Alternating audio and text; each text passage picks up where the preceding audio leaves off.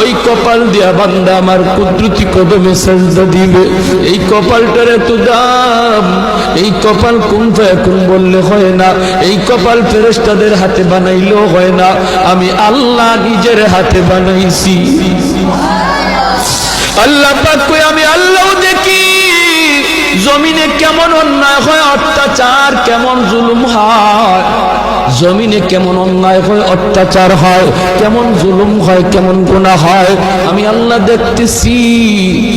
আমি আল্লাহ দেখতেছি আমার নবীর নায়েবে রাসূল উলামায়ে কেরামের সাথে কেমন আচরণ হয়, সবই আল্লাহ বলেন আমি দেখতেছি। এরপরও আমি কেন নগদ ধরি না জানুনি? চার শ্রেণীর কারণে।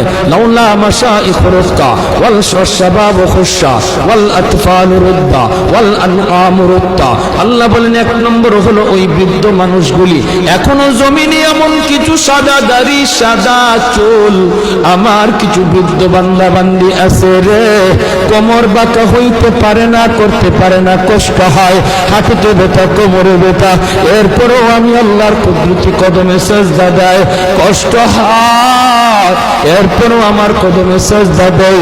এই সাজদার দিকে তাকাইলে জমিনের প্রতি মায়া লেগে যায়।